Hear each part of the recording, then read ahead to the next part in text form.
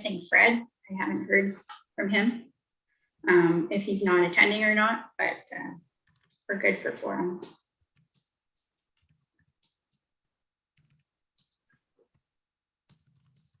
Hello, Pedro.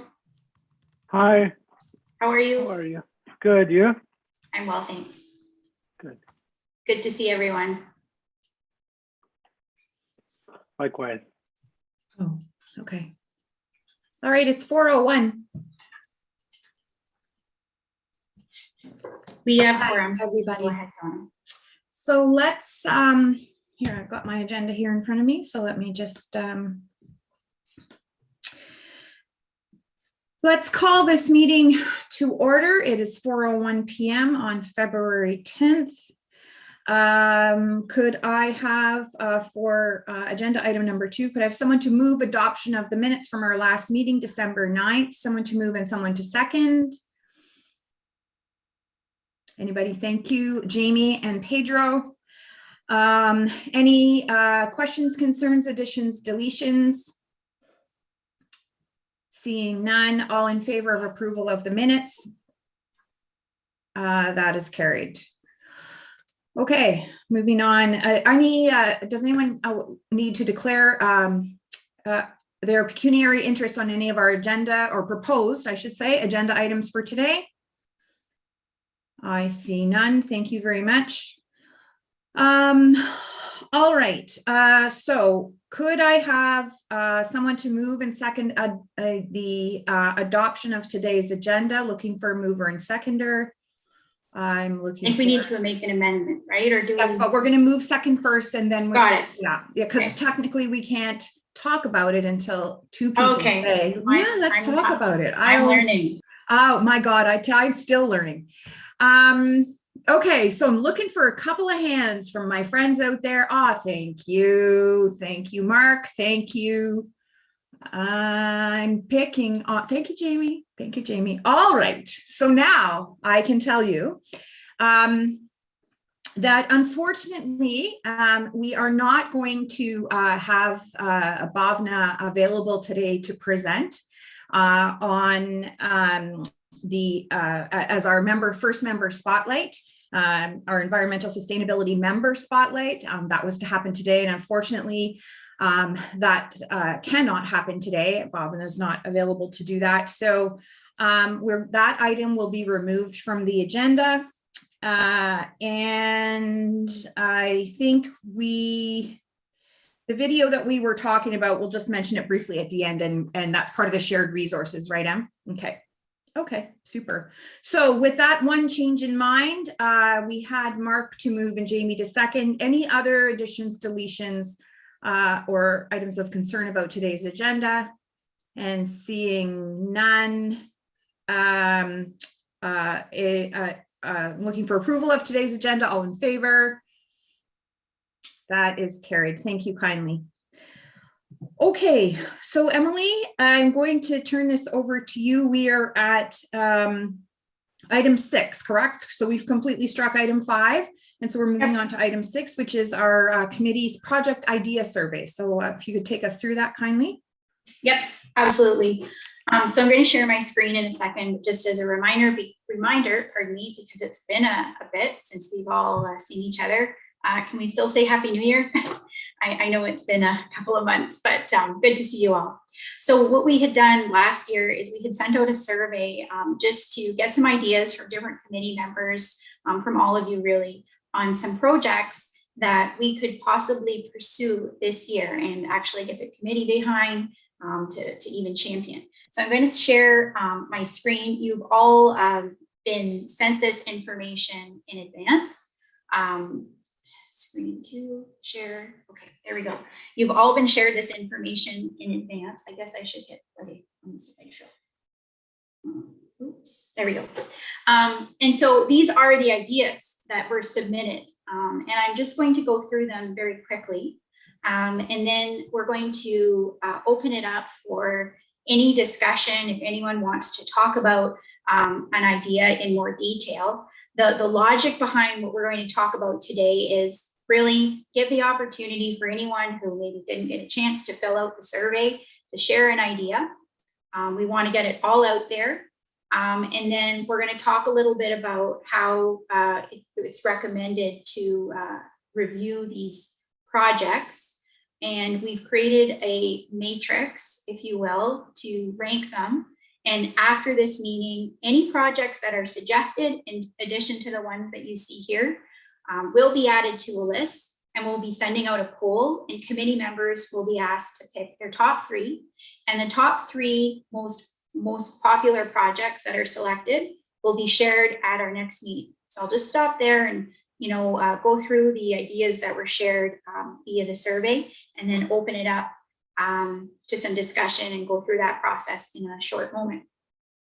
So the ideas were to develop and implement an urban tree planting and monitoring program, an active transportation wayfinding strategy, designing a trail survey, start an annual active transportation commute survey or campaign to better determine and promote uptake year-round, lower speeds downtown on Queen and Bay to 20 kilometers per hour by changing the timing of the lights to improve safety for pedestrians and cyclists, and help transform downtown into a place people go to rather than a place people go through.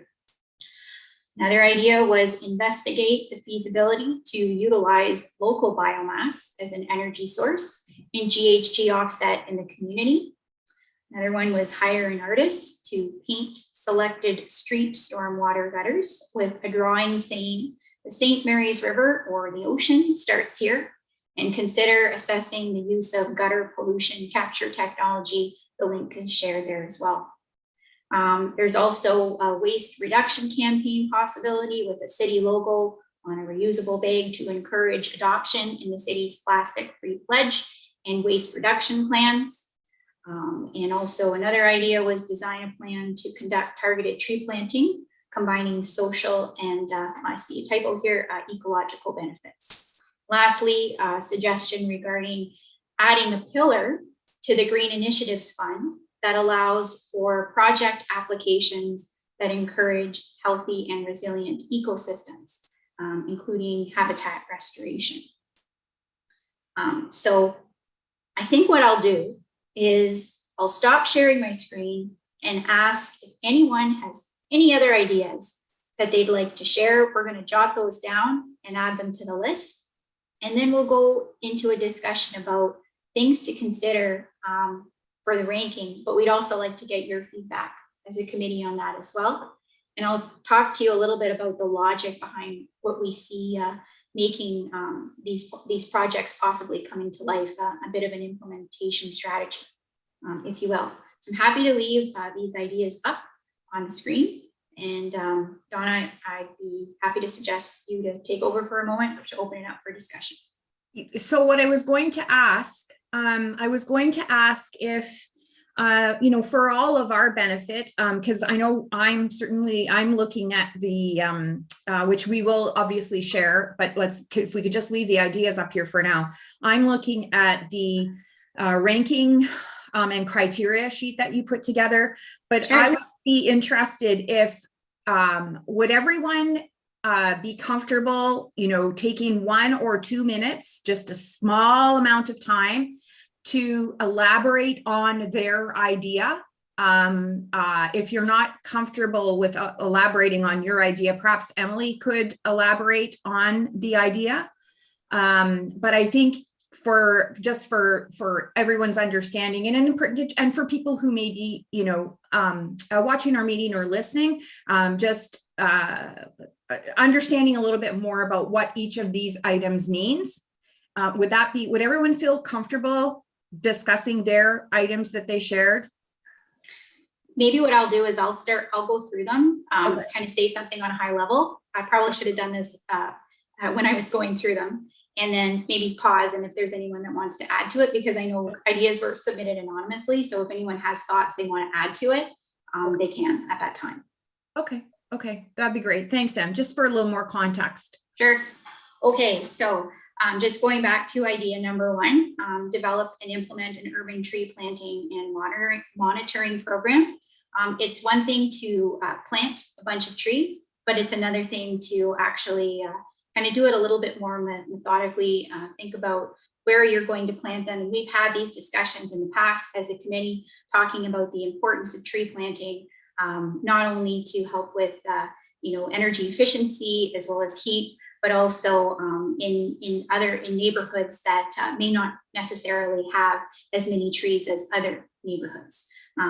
So this was a suggestion that was proposed to not only just plant the trees, but come up with a way on to plan them, properly plan where we plant them, and also monitor them from a health perspective.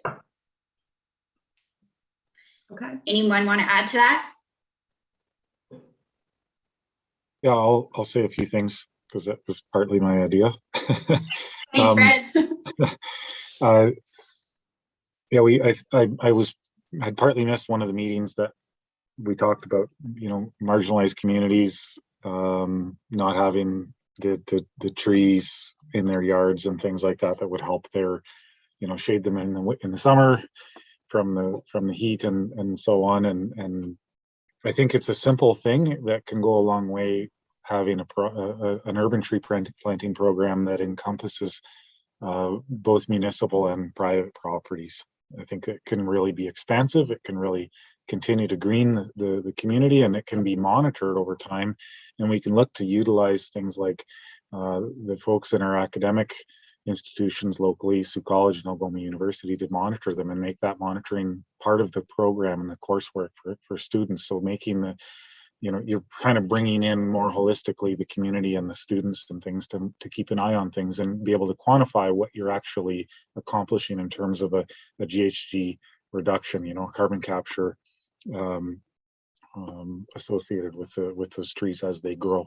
And it's a great educational piece, and I think it brings people together in a really good way and helps different cohorts of our community. So that was general principles about what I was considering when I came up with that idea. Thanks, Fred. That's helpful for sure for deeper understanding. Anybody else want to speak to that? Yeah, just a quick question. Can I understand the difference between number 1 and number 9? So these are all different ideas that were submitted. There's possibilities for overlap. I think they're pretty similar. That one, again, number 9 was really about not only looking at planting, but thinking about the social impacts, as well as the ecological, the benefits from even shoreline erosion, et cetera. So yes, there is overlap in those two, but we wanted to list them all. You want me to speak to number 9 right now? Absolutely, go ahead, Eric. So that one was an idea that I put forward, and really it is a lot, I don't know if it's an extension of number 1 or an alternative, but the social aspect is essentially exactly what's described in number 1, planting with targeting urban planting strategies in mind. But the ecological benefits part is an extension of some work that I'm involved in that's combining tree ecological traits along with basically a hydrologic mapping of landscape to basically combine planting trees that have specific traits that we want on the landscape. So for example, trees that maybe perhaps capture carbon more quickly, or perhaps offer some benefit like nitrogen cycling related benefits to water. And then the hydrologic mapping comes in terms of actually picking where on the land those benefits might be greatest to water. So the work we're doing is really sort of focusing on ecological benefits around water quality and carbon capture, but the general modeling or approach we're coming up with can be tailored to sort of any ecological benefits. So we're working on this in Sudbury as a pilot area. or we will be. It's actually, we're just at the start, at the beginning of this project, and I thought it might have a nice overlap with some of the stuff we're trying to do here too. So I thought Sault Ste. Marie might be a nice secondary pilot site. It sounds also too, Eric, like what you just described to us that you're working on in Sudbury also has this monitoring component that's part of number 1. Yeah, well, it probably will have to have a monitoring component for sure. So yeah, I mean, I think 1 and 9 could very well be merged. Okay. Awesome. Thank you.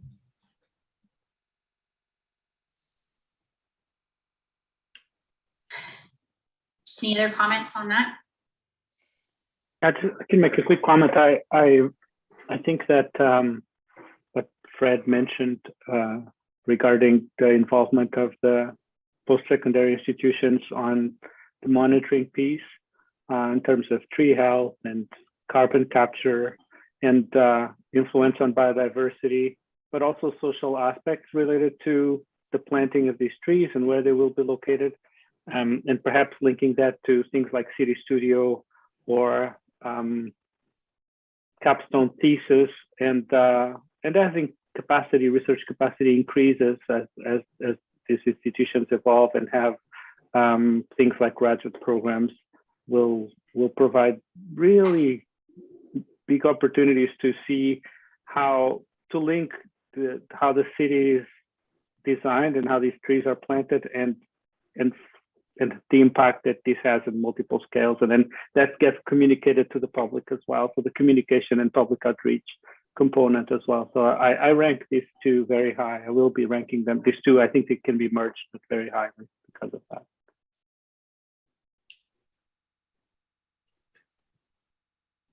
Just to, for anyone who doesn't know, City Studio is a collaboration between the City of Sault Ste. Marie and Algoma University. And we work with students on different projects across different sectors, like real projects that will have an impact on the community. So thanks for bringing that up, Pedro.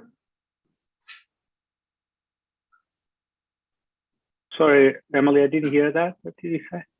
Oh, can you hear me? Yeah, I can now. Yeah. I gave a quick overview on what City Studio was. Okay, thank you. Yeah. Okay, so I think we can move on, Donna? Yep. Next one. Okay, so active transportation wayfinding strategy. That's Oh, go ahead, Andre. yeah. So I think we should take that one out because the active transportation master plan is being reviewed, and that will be part of that mandate. So there's a redundancy there. So just take number 2 out, and then.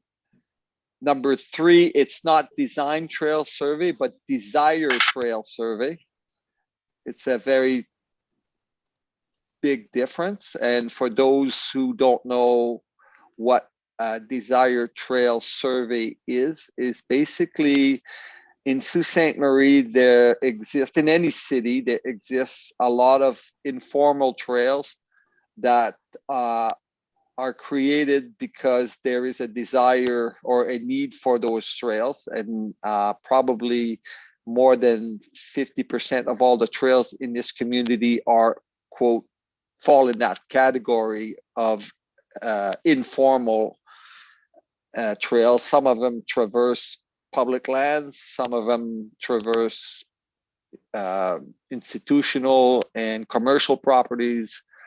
So one of the things that's been suggested by a lot of communities is to do an inventory of these trails because they become a logical place to basically update them and make sure that they meet a standard and also integrate into the rest of the active transportation system.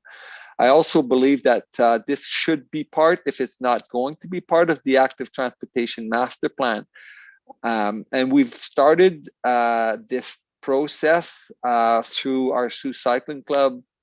We've asked people to nominate their desired trails, that where they would like to see a trail, or there's a trail that exists that is not part of the formal system. But I think it would be helpful if we had a professional or somebody to do that. And I think, Emily, you mentioned that there's a project through that we could use, possibly Algoma University, to do this project. It would be good. And I like it because it's the whole community is invited to participate. And there's many ways to do it. So that's the desire trail survey for number 3.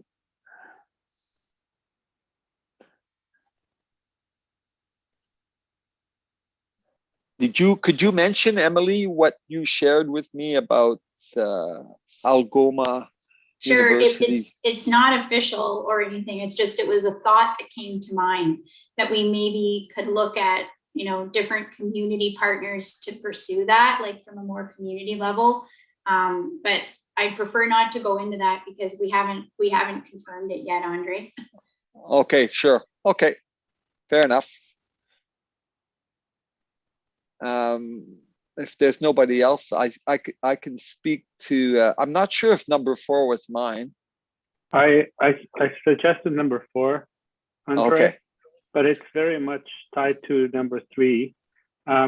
This idea came up as I commute every day using my bicycle, and I was thinking that more and more I see other cyclists on the road, and not just cyclists, but other active transportation types of active transportation, and the way people commute and where they commute is year after year, and was going to.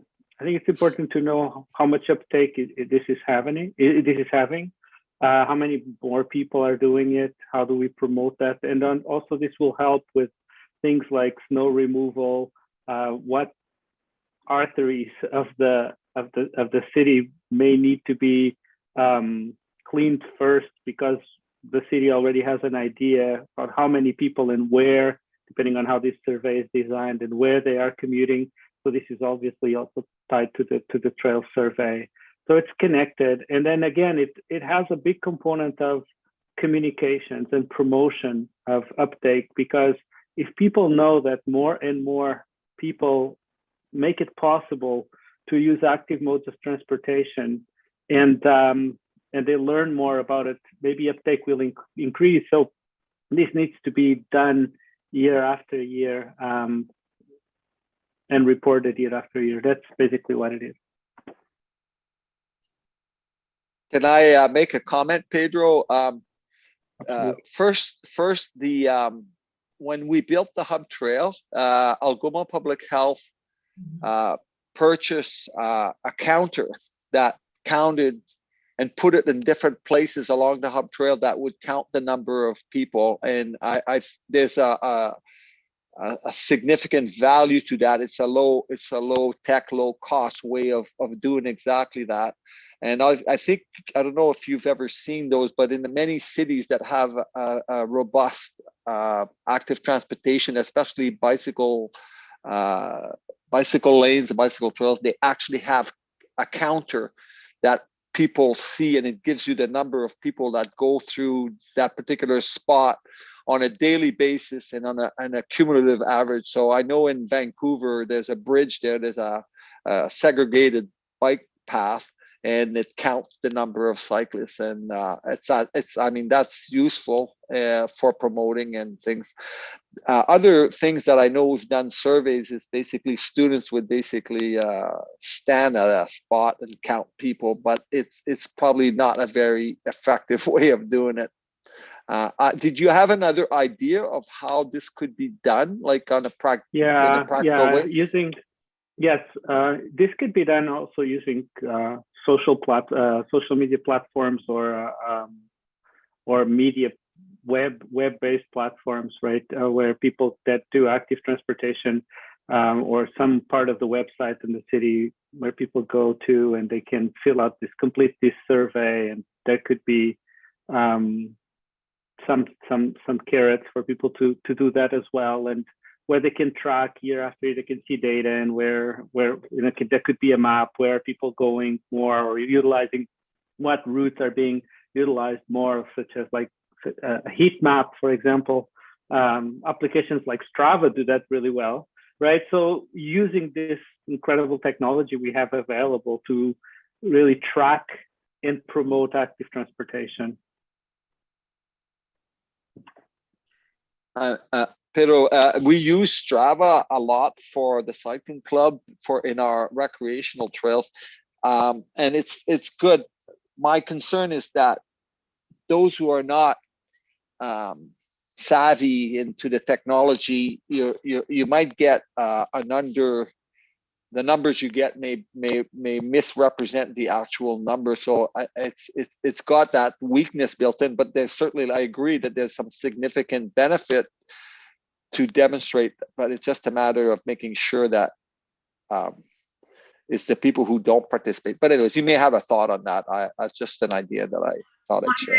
Andre, I don't think we have to get like too deep into how we do it right now. I think the point is just that for us to be able to rank and assess these, so that we just have a deeper understanding of what it is that people have brought forward, and then the how can come after. So, okay. Are we good on number 4, Anne?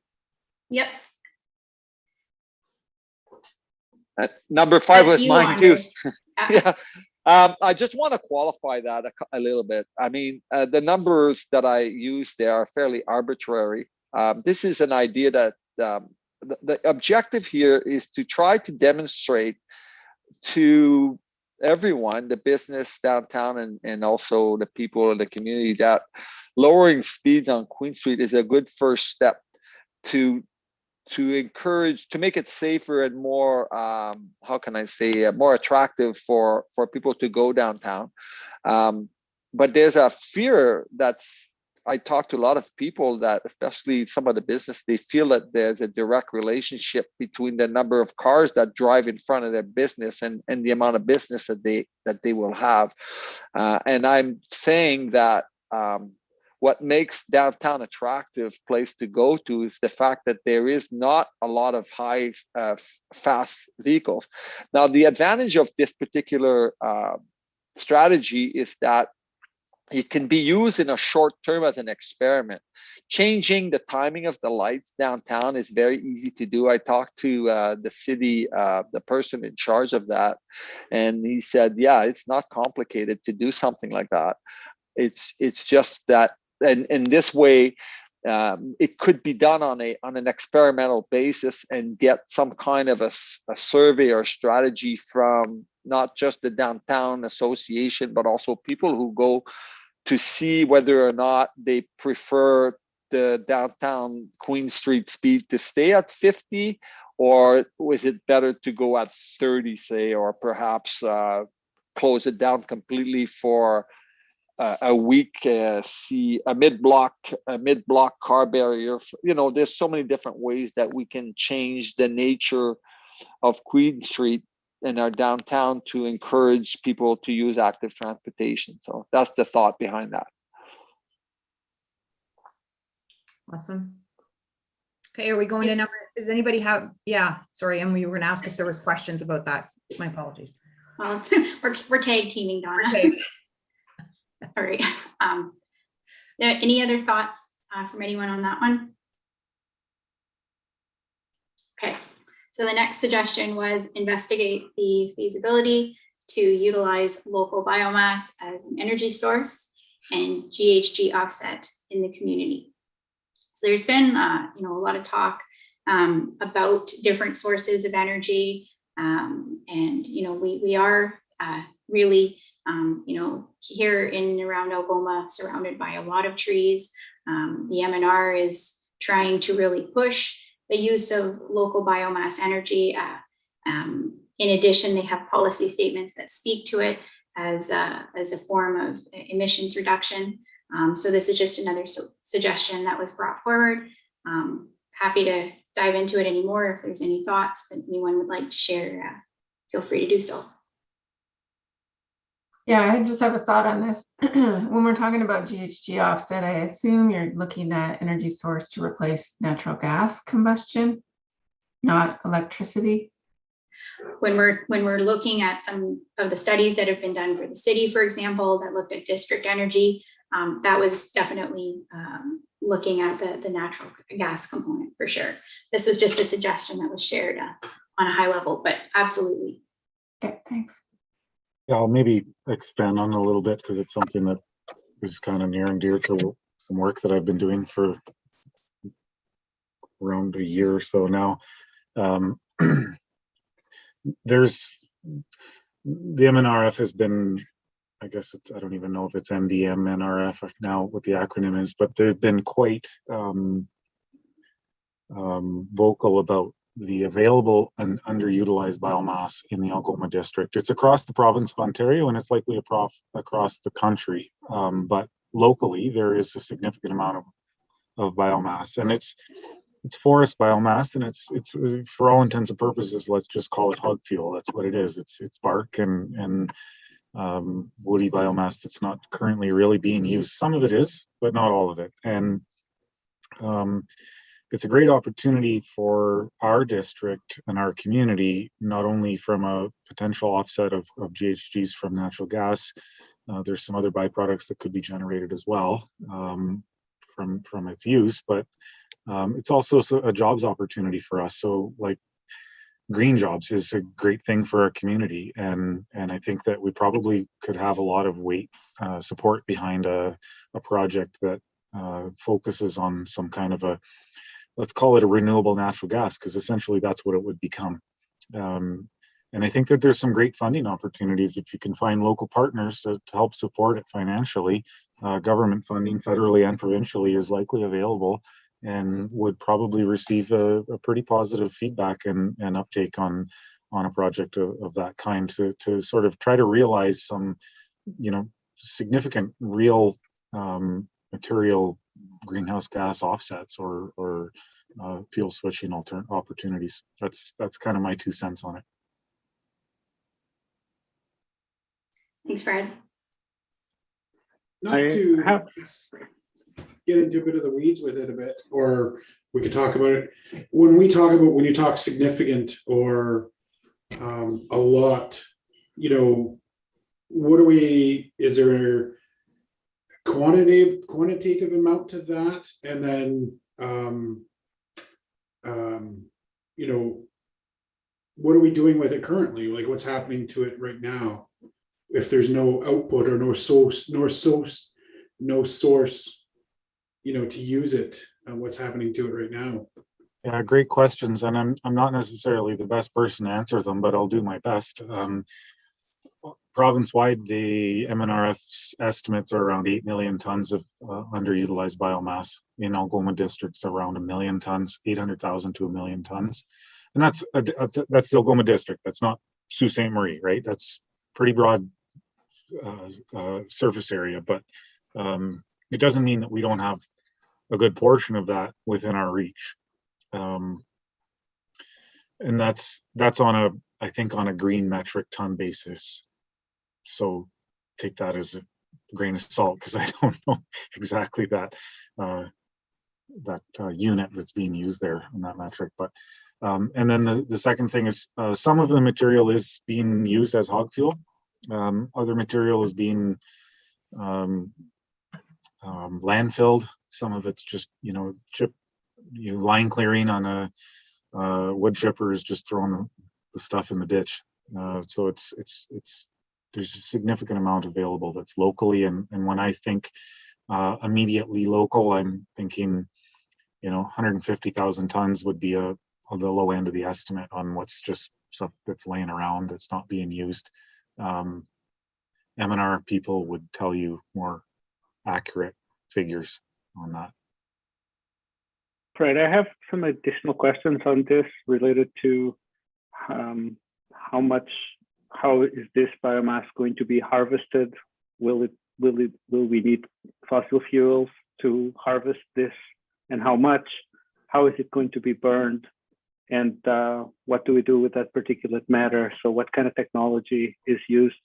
So basically the economics and environmental impact of this versus electrical power, or reutilization of existing sources of heat. I actually saw, and I don't know too much about it, but plants like steel plants that reutilize some of the heat to heat up houses and things of that sort. So I'm just trying to, I have quite a few questions about this. I think, yes, we do have all this biomass and it's underutilized, but to rank this all the way to the top, I need to learn more and about the cost effectiveness and environmental impact. Yeah, well, I won't spend a bunch of time with the entire committee taking up the time that we have for this meeting talking about it. I can maybe touch on a few points and maybe direct you to the North Shore Huron Collaborative that's going on right now with heavy industry, municipalities, First Nations, and government, and some nonprofits and for-profit organizations as well. They're trying to find a way to use this material. There's different technologies that can be used to, I guess, try to realize greenhouse gas benefits from a biomass. You could make a biogas, you could make a biochar, you could make a bio oil. Generally speaking, the harvesting techniques, we're not talking about looking at harvesting saw logs and lumber logs and pulp logs. We're talking about using the byproducts, the bark and the exteriors of that. And I don't know exactly how the material is harvested, but we're trying to find a way to use the stuff that's essentially just being thrown on the side of the road or on the side of the logging road or wherever. And there's always an energy input from it, but in theory, the energy coming off of the process could be recycled back into the process to make up that energy input, and then there's an offtake of a GHG of a fuel that can be used or something. And I don't know if necessarily making electricity is the right choice. It could be something. Because, generally speaking, in Ontario, we have a pretty clean carbon-free electricity grid. I would look more to a fuel substitution idea, as that's a more fossil-based than the electricity grid. I mean, it could be used for both, but I think that looking to some of the people that are the experts in those fields and looking at some of the government grant opportunities could present us a potential project that's beneficial to a number of stakeholders. So North Shore Huron Collaborative is a good place to start. There's a bunch of people there. If you want, I can put you in contact with the group and potentially have you participate in some of the next meetings. I don't think we have academia on the group, and that would probably be a great opportunity, actually. Thank you. Yeah, no, this makes a lot of sense to explore more for sure. And I think there's an opportunity here.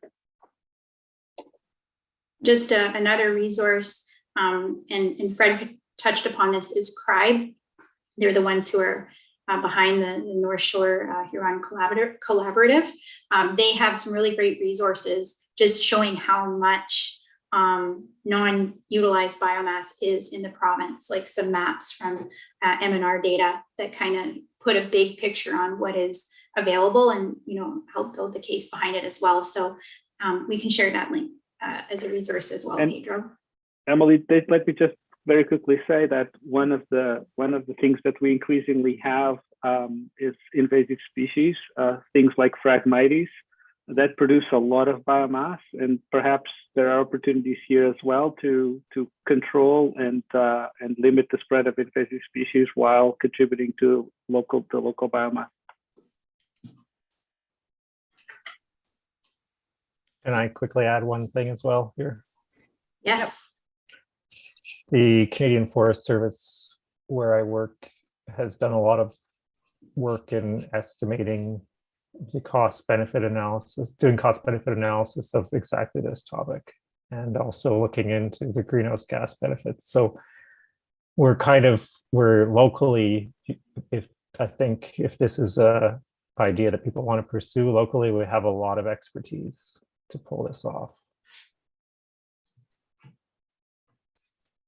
Cool. Thanks, Eric, Pedro, and Fred. Anybody else? Sorry, Dawn, I'm kind of stealing your chair hat. No, hey, we can tag team anytime. This is fascinating. Just a quick comment before we move on. I know we're looking at a matrix in which to rank these things, and this is the first one that we're talking about a pilot or a study of some sort. And so somehow I think we'll have to reflect what stage a project is in order to rank it effectively for what we're trying to do with this. So I'll just throw that out there. We don't have a lot of answers on the impact of this particular feasibility study yet, but somehow we're being asked to rank that with that criteria, right? So might need a different process for like when we're looking at like pilot studies, that sort of thing. Right. And we'll thanks, Jamie, for bringing that up. We're going to dive into like suggestions for the ranking matrix when we're done going through the projects, talking about things such as time, etc. So we'll do a bit of a deeper dive into that then, but open to suggestions on how we can prioritize these as well. So thanks. So I'll just dive into the next one then. The next suggestion was hire an artist to paint selected street storm water gutters with a drawing seeing the St. Mary's River or the ocean starts here, as well as I think this is actually two, consider assessing the use of gutter pollution capture technology. And there's a really great product that's been invented, and you can access the link to see more details, but essentially it helps in collecting waste that's in waterways. So I will pause. I have some things to say about this, just some projects that are underway on the city side of things, but open it up for some comments or suggestions. Yeah, I propose this, so maybe I'll speak to it Sure. first.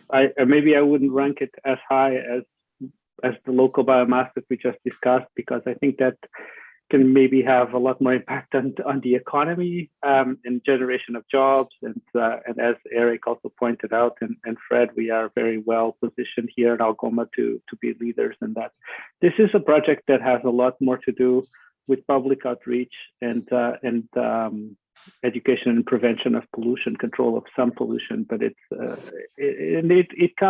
came out of the observation that, for me, especially at the end of the if you start looking at the end of the winter, you'll see cups everywhere on the gutters around the city, and it's 2022, and we still have I still see people throwing cigarette butts out of their cars. Not a lot, but enough that I see it every often, at least every month.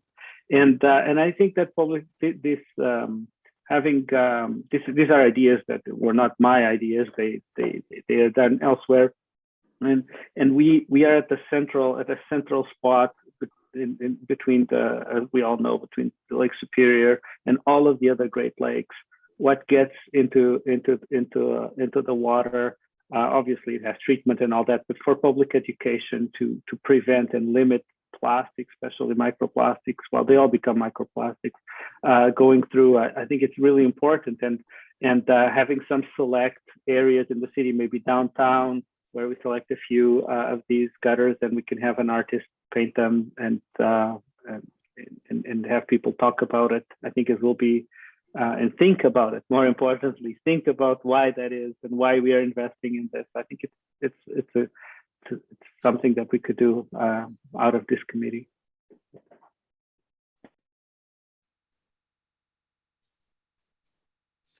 Anybody else want to add to that? I have something to say, but I want to wait to the end. Just a brief point about it is that it's a really interesting concept, and it aligns well with, the city's really put a pitch out about trying to attract the Canada Water Agency to Sault Ste. Marie, and I think it does align well with that. We're in a really interesting and unique position locally, and I agree with a lot of the things that Pedro just said. Thanks, Fred. Anybody else? It also combines, I think it's a really neat idea. I think all the ideas are fantastic. It also combines Roberta Bondar's idea of art and science. Really neat. Yep, very true. So just to add on that, something that we've had in the hopper for a couple of years now that's just been really kiboshed by COVID. We've been trying to work with the Algoma District School Board, we being the city, to deliver the Yellowfish Road program. This is something that was delivered years ago by the city in partnership with the Girl Guides locally, and we were trying to revisit it. This is a program that is kind of championed by Trout Canada, a Canadian nonprofit, and they have a program called Yellowfish Road, which essentially encourages youth to, in partnership with an organization, take stencils of trout that says rainwater only and paint them near these storm catch basins as a reminder about not putting pollutants or paint or soap, things like that down the drain. And it also comes with these little trout door hangers that you can distribute to homes, just with more information about what to think more about not putting those things down the drain. So this is something that we had really hoped to pursue, but has again been stalled because of COVID restrictions.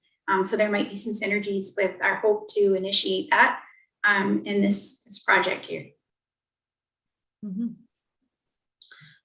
Okay, so I'm just going to move on here. The other next suggestion is a waste reduction campaign with a city logo, reusable bag, to encourage the plastic-free pledge and waste reduction. So basically, there has been a resolution from council for the city to look into waste reduction. Prior to that, there's been a lot of work within our community already done. There's been interest from community groups, businesses, etc., to get on the waste reduction bandwagon. So definitely a lot of passion and interest for that. I might stop there and see if anyone has anything else they would like to add.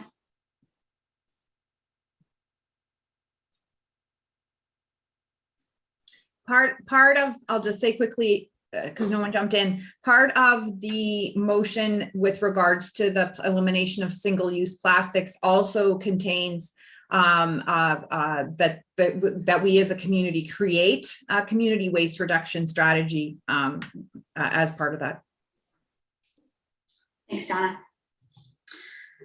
Okay, so we've already discussed number 9. So the last one is number 10, which was a suggestion to add a pillar to the city's Green Initiatives Fund that allows for project applications that encourage healthy and resilient ecosystems, including habitat restoration.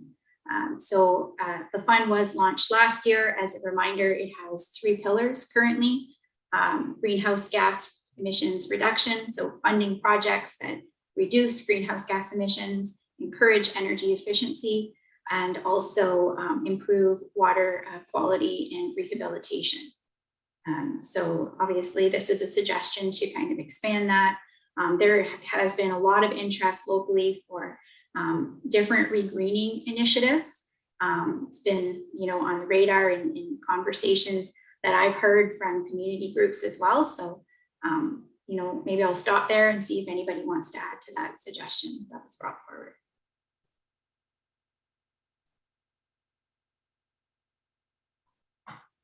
Okay, so I'm not seeing any, Donna. Okay, so that kind of concludes the discussion. Thanks everybody for jumping in and sharing some really good ideas and explanation about some of the suggestions that were brought forward. Before we move forward to discuss the next step, which would be the ranking, I just want to open it up one more time for any ideas, anyone who didn't fill out the survey, anything that might be on your mind. Now is the time to put it out there and to say it. So if you didn't have a chance to fill out the survey, or perhaps something has come to your mind now, even if you've already submitted ideas, please do share it now. This is our chance. Emily, we had a conversation about the idea of rewarding people who don't drive their cars to City Hall using, is that a good time to put this idea forward, or? Now is the time, Andre. Okay, so there's a lot of, the idea is that we want to encourage active transportation, and I believe that the city as a corporation has a great opportunity to show leadership. And right now, when you look at parking spot is cost to build and maintain a parking spot is probably anywhere between $1,000 and $3,000 a year, and that spot is provided free to drivers. Yet, if you ride your bike, take the bus, or walk to work, you don't get that quirk. So what some companies are doing is that they are giving free bus passes to all the employees of the city. So that's the first thing you do. So the idea there is that because the city owns the transportation system, and because I don't think there's ever been a case where the bus was overloaded, giving free bus passes to all city employees is a no-cost gesture, but it's very symbolic. Then the next step is to actually every city employee gets a parking sticker for that year for their car, or if they choose not to have that parking sticker for their car to come to work, they could get a monetary compensation in lieu of getting the parking. So you put a value to the parking. Some companies would give $500 every year or $1,000 every year, and that money could be used by the employee to buy a bicycle or whatever else they choose to. So it's a program that's been used before in other jurisdictions, and it shows good leadership on the city's behalf. And then afterwards, if we notice that a lot of people, we can monitor it to see how many people take it, how much it would cost the city. And then if they see that there's a 25% reduction, say, in the number of employees who choose not to drive to work, then we could make a case that we could reduce the size of the parking lot by the same amount. And then that excess land could be used to convert into either a park or into real estate that you could sell for putting up a building, and so on and so forth. Thanks, Andre. Anybody want to comment on that, add to it?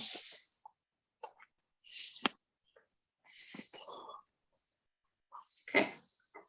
Any other ideas?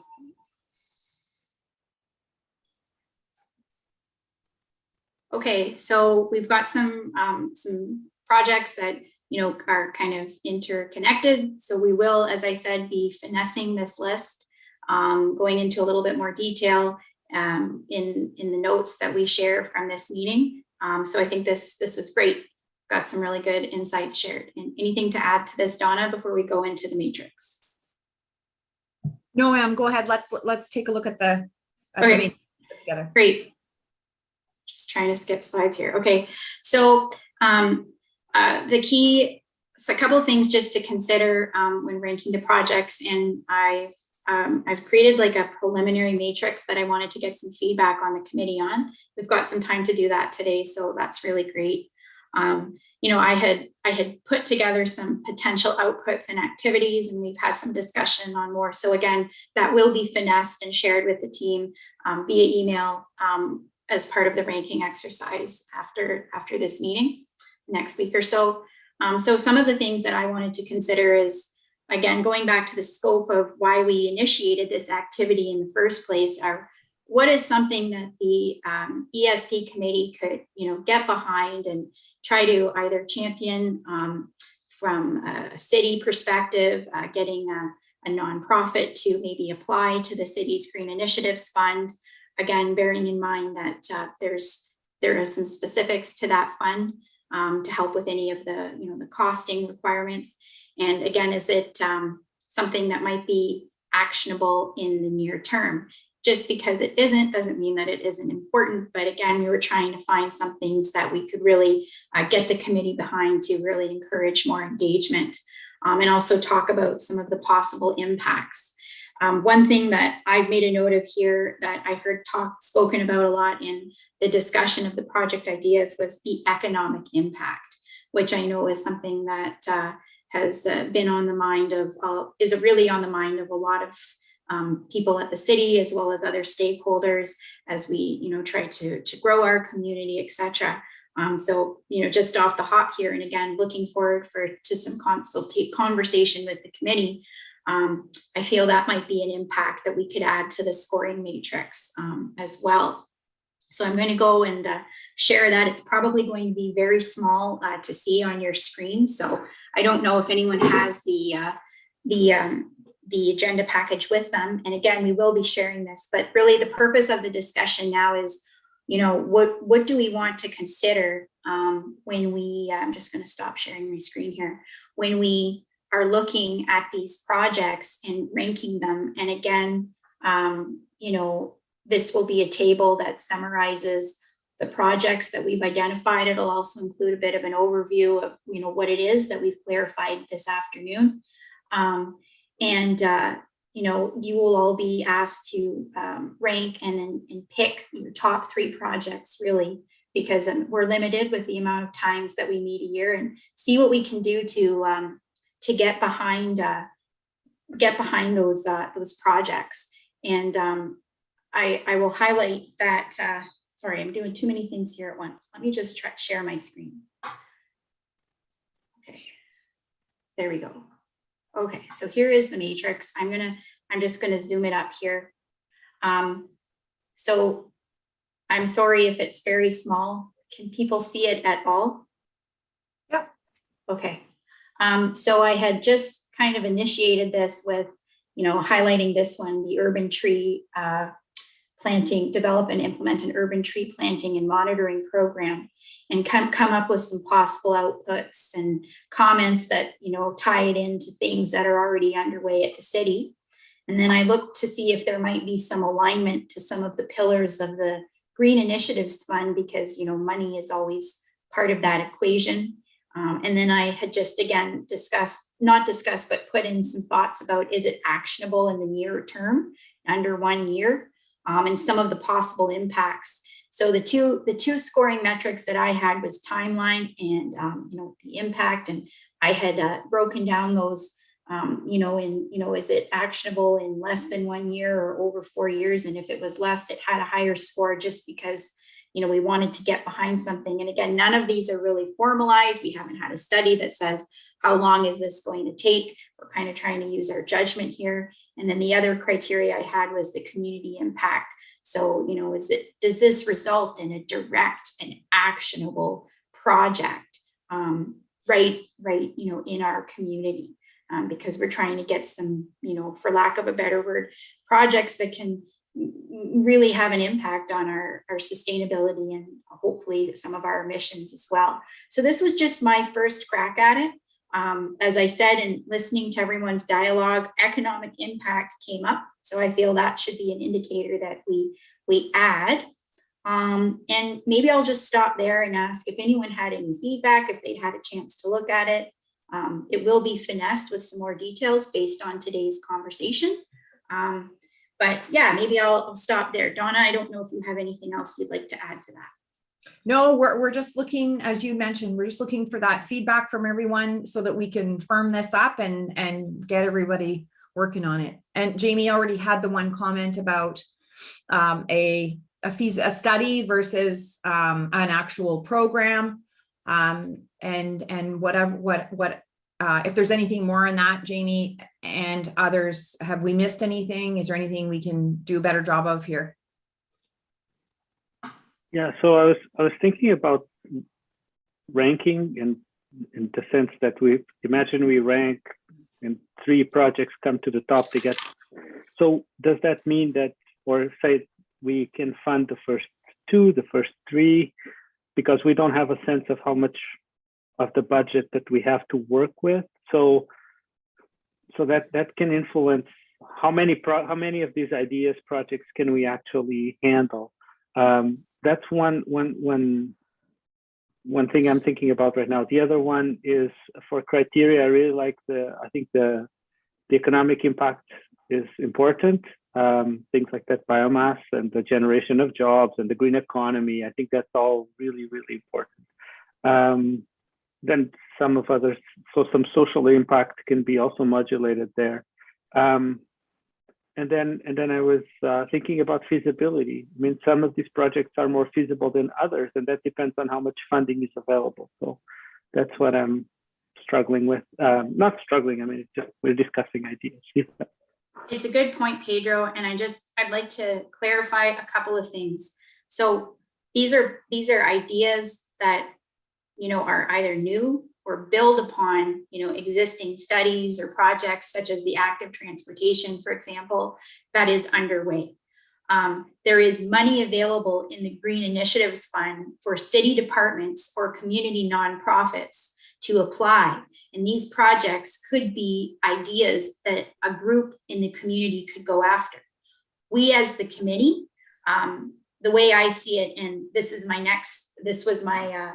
next slide in my presentation, was once we identify the projects that are the priorities from the committee, we would champion these to either city departments or local nonprofits as part of application attraction to the Green Initiatives Fund.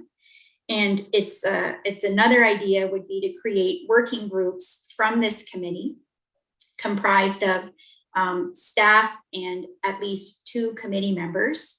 And these working groups would meet outside of our regular ESC meetings and then report, and we would meet privately, and then we would report publicly at our meetings every month. So we'd be able to kind of get into the nitty-gritties on how can we move forward in a project like this. That makes a lot of sense, Emily. Thank you.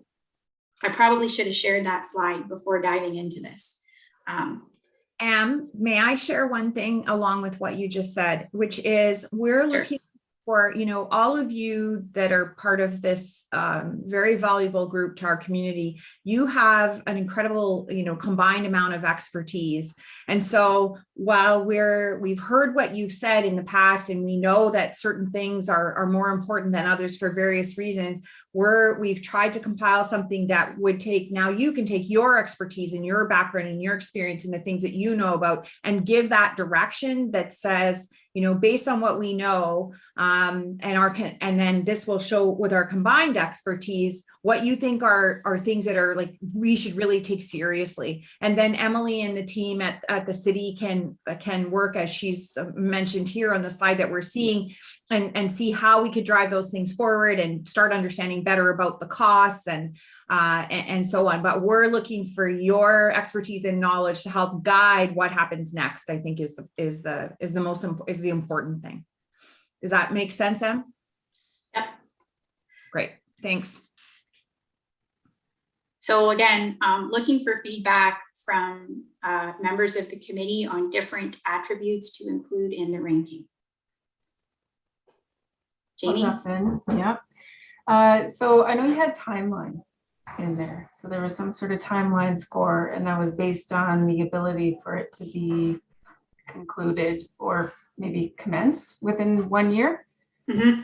I note that in our in the guidance around accessing these funds for this Green Initiatives funding, that does say that if the eligible project's not completed within 12 months, then the funding's basically canceled, right? So I think this is more black and white maybe, and it doesn't maybe add value to a score on timeline, you know, so it's either completed within a year or started within a year, whichever it is, commenced or concluded in a year, or it's not, kind of thing, right? So it's either eligible or it won't be. That's kind of my sense with that. The only other thing I was wondering about was, yes, I agree on the economic piece of it. So I definitely think there needs to be some sort of a level of return on money spent, or cost and level of return, but also on impact. We talk about the community impact. The scoring, to me, like, I wouldn't know how to score things in terms of a community impact of low to yes. I think that I'd be interested in seeing the number of beneficiaries a particular project would impact. So, you know, you can estimate the reach on a particular project, perhaps on on all of these things that we've looked at, like the Desire Trail Survey or the urban tree planting, you can already get a sense of who in the community would be impacted there, and put a number to it, an estimation to it. So in that way, maybe we're looking for the projects that have a good economical return, but also reach the most amount of people positively. Thank you. If I may, Jamie, just so that I understand when I'm going back and finessing this, talking about timelines, good catch there on the fund and the 12-month projects to be executed within 12 months for the Green Initiatives Fund. I had forgotten that attribute. So perhaps then if it's like a black and white, as you said, yes or no, like is the project achievable within 12 months? And if it isn't, you know, like I just wanted to clarify, like that's what you meant. Yeah, that's absolutely what I meant. And maybe there's Okay. an opportunity or something we've identified here in the rules of how we're administering these funds that maybe we need some of the feedback back to applicants is, could you break it into phases that are achievable within a 12-month period, you know, and apply for these funds, phase 1 in year 1 and phase 2 in year 2 kind of thing. So I just don't want to exclude any great big ideas out there that can't be completed within a 12-month period. So if we are championing some of these things as a committee, as a group of committee members, like maybe that's something we need to discuss further. Emily, correct me if I'm wrong. I was under the impression that the greenhouse, the GHG fund is a source of funds, but even if it, and looking at the criteria, as Jamie just mentioned, for the fund and breaking things into phases and so on is also interesting. But just because it wouldn't fit into that timeline, in my mind, everything on here does not have to fit into that fund. Am I correct in understanding our thinking behind that? Yeah, absolutely. I put it in there, you know, as just things that I was thinking about, because when you have a project and you want to move forward to execution, you need that money to do it, right? So we know of this fund that has monies available at this time. So it can add to the likelihood of a project moving forward. If again, it's not 100% required, because there are other champions within the community could lead projects in partnership with the city without funding from the ESC. It's just, we know that that's a known that is a funding source in our community. Great, thanks. Okay. Any other comments? Well, So that in itself is a great comment or criteria, right? So are we maybe adding in like partnerships? Like, is this in partnership with a particular organization, and is that attractive to us in order to,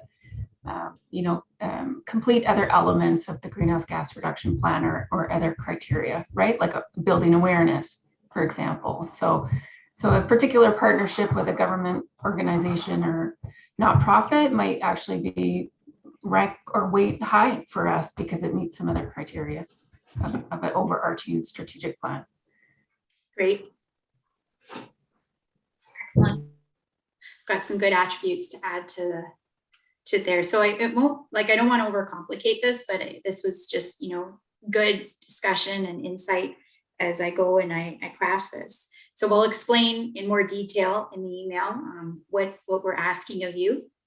And in the essence of time, that will be done via email, and we will discuss the results at our next ESC meeting.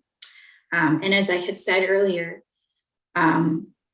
what is selected, even if it isn't, like, it doesn't mean that we're not going to pursue it at some point, but like, we're looking for stuff that we can really sink our teeth into and get the committee to champion this year.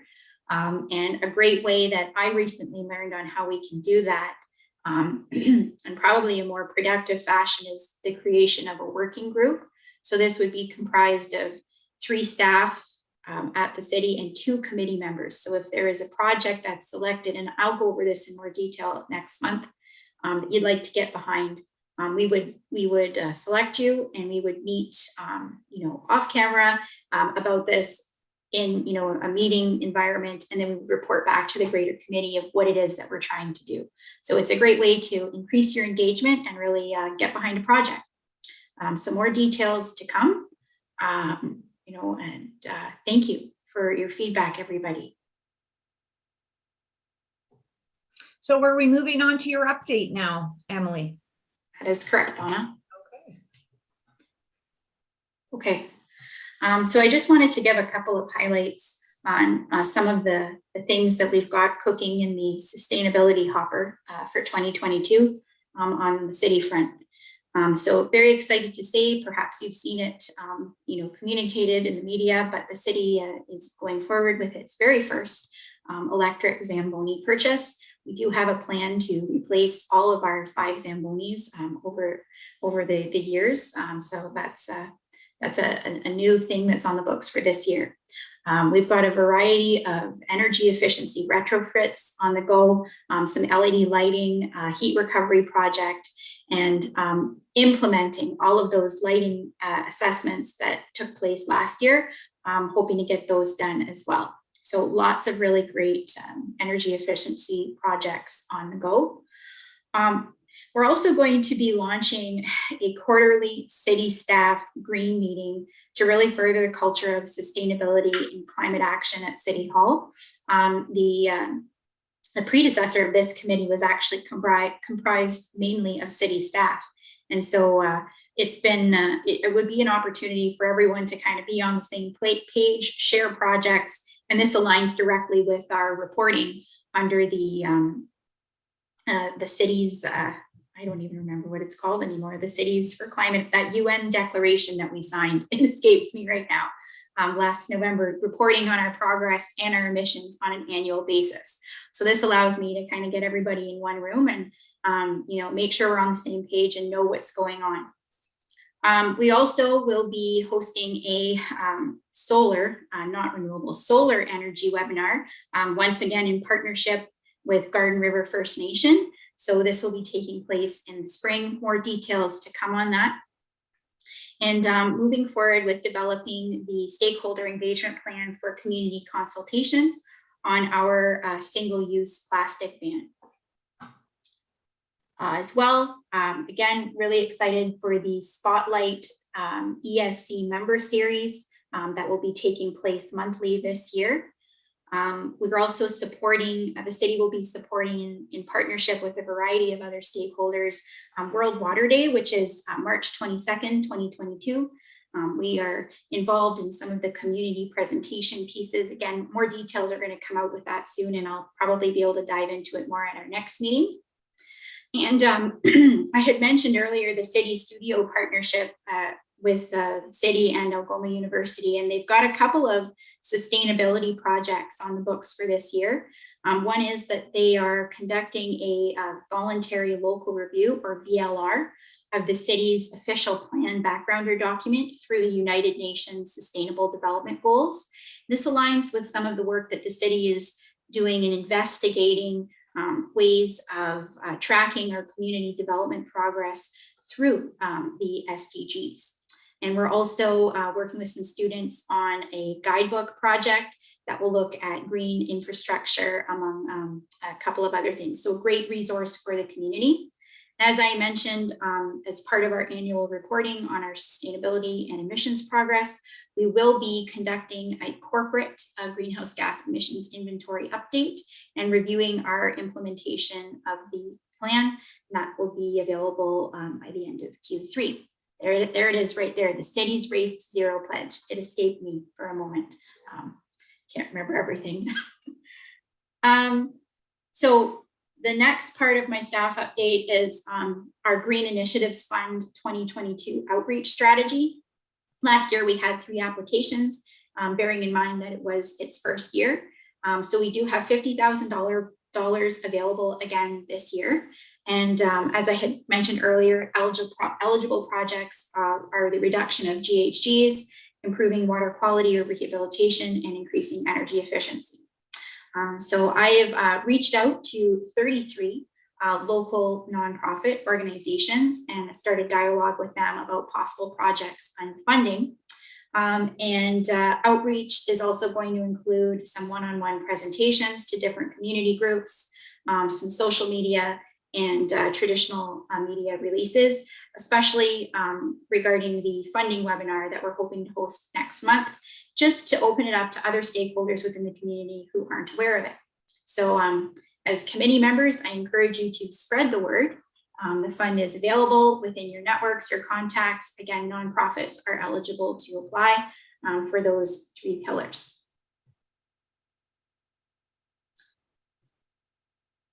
Just continue, Donna. Okay, great. So the last, the couple of last items that I wanted to bring forward were some rather exciting council resolutions brought forward by councillors at the January City Council meeting. One pertained to the 2 Billion Trees program. Staff have been requested to look into applying to this. Yeah, very, very exciting initiative that aligns with, you know, some of the green space pillars within the greenhouse gas emissions reduction plan. Maybe I'll pause there and ask if any committee members have any thoughts or comments about this. It's nice to see council taking direction on that.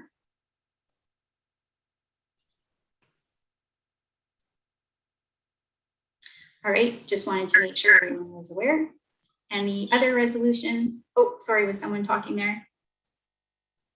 I was just going to say that Algoma Steel is supporting Sioux College in an application in support of the 2 Billion Tree program, looking to do some tree planting on our site. So great to see that there's some alignment there with the municipality as well. Absolutely. And in my my conversations with NRCan, this is like a 10-year program, so it's going to be around for a while. That's a lot of trees to plant. So I think there's ample opportunities for future collaboration among many stakeholders within the community. Yeah, and even with depending on what ideas we all sort of vote on and what the criteria and the weighting and stuff, how it works out. Some of these initiatives are aligned well with that as well. If we're looking at a biomass projects, or if we're looking at an urban tree planting and monitoring program or something like that, there's good alignment and support, as I said earlier, from government agencies, and the 2 Billion Tree program is a perfect example of that. So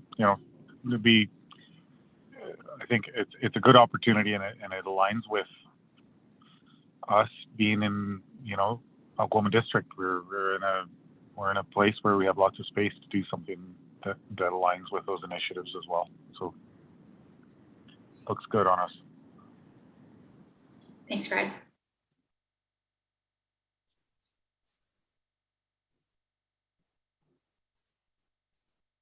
Okay.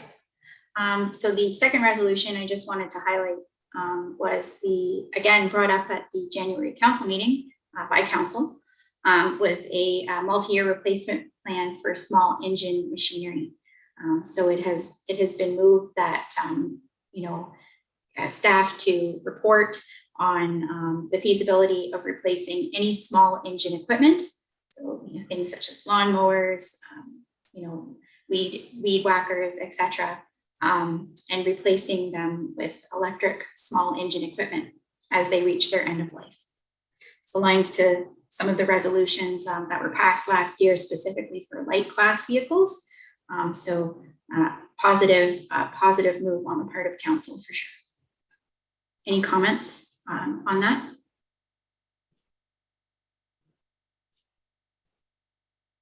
I just have to scroll through everybody. Okay. So that concludes my staff update. Lots of shared resources. Won't go through them all, but encourage you all and anybody watching to visit the city's website. Lots of really great information out there. It's a really cool time to be alive. Lots of development and technology changes happening on this front. So I'll just again remind committee members that if you have a really interesting article that you'd like to share, please send it to me, and we'll include it in the shared resources for all of us to take a look at, as well as the greater community. Another way to share our knowledge. with the rest of the folks in Sault Ste. Marie. So with that, that's about it. Just wanted to highlight that our next meeting is the 10th of March. PUC will be our member spotlight, and we will also have a guest speaker with Clean North to talk about some of the initiatives that they're working on as well. Okay, thank you, Emily. Anything further from anyone before we adjourn? Just a quick question, Emily, when you were going through some of the LED lighting updates, I was a little surprised to see the Northern Community Center on there. I think one of the things we were going to work on as a committee was something to do with some policy type things. So I thought that, you know, being newer to Sault Ste. Marie, I thought that that was one of the most new buildings that the city owns. And so I was surprised to see that it needed to have an upgrade on its lighting technology already. So just want to throw that out there. I don't know if you have a response to that right now or not. Just want to understand. They are not LED. That's why they're being replaced. It's a specific area within the facility. Yeah, so as a committee, do you foresee, and maybe Donna, this is for you, and I don't know, but as a committee, do you foresee some of our work to dive into some of the standards for building development or policies, this sort of thing, for more sustainability lens and some of the new construction? I certainly, yes. Your point is well taken in terms of the fact that it is a newer building. And it's a good question, and perhaps there is a particular reason why that wasn't addressed at the time that the building was built. But maybe we could look into that, and perhaps we could have a conversation. I do understand that some work is being done on those efforts, so maybe they can be brought forward, or between you and Travis and Tom, you know, talk about it. It's a valid point. Thanks, Jamie. I'll add to that. So what you bring forward, Jamie, I don't have them memorized. I wish I did, but align with some of the actions under the building and energy corporate pillar of the GHG reduction plan. So specifically, you know, policies that go above and beyond the Ontario Building Code, energy efficiency standards. There also is an action in the GHG reduction plan that speaks to the creation of a climate lens, where we apply that to all projects at the city. And this is something, I don't think I had it on my slide there, but we're working on that. We are investigating and researching what that might look like at the city level. That we certainly wouldn't be the first. There's other municipalities that have undertaken that, because really, when it comes to implementing the plan, it's an all hands on deck, and we need it applied across all departments. So you bring forward a good point, and I'd be happy to, you know, kind of summarize some of the efforts that are being undertaken, and maybe present those at the next meeting. Yeah, I think that'd be excellent. I know this is our first meeting of the year, of our second year together as a committee. So as I look forward to what we look to achieve this year, you know, that's a piece of work I'd love to dive into more with y'all. Thanks, Jamie. Thanks, Jamie. Oh, there you go, Donna. Once again. Okay. Anyone else with anything before we adjourn? Seeing nothing. All right. I do need a mover and a seconder to resolve this committee now adjourn. Looking for a couple of hands. Thank you, Eric. So Eric and Donna, I think Andre has something in the chat. Oh, I'm sorry. Yeah. Yes, Andre, the city does not have a no idling policy, but that is on, I brought that up. It was on when we did our, we do need to get back to it. I'll just suffice it to say, when we did our projects last year, that was one of the things on the list. Because we had looked into it at one time and it didn't get done as a policy, but it is out there. And thank you for reminding us that we should follow up to see where that's at. You're welcome. Thank you. All right. Seeing nothing further, we can now adjourn. Thank you, everyone, for your time today. And appreciate your advice and your expertise. We will see you all. March 10th is our next meeting. So take care, everyone. Did we get the mover and the seconder, Donna? I said I would second, and Jamie moved. Noted. Okay, thank you. All right. Good night, Bye, everyone. Bye, everyone.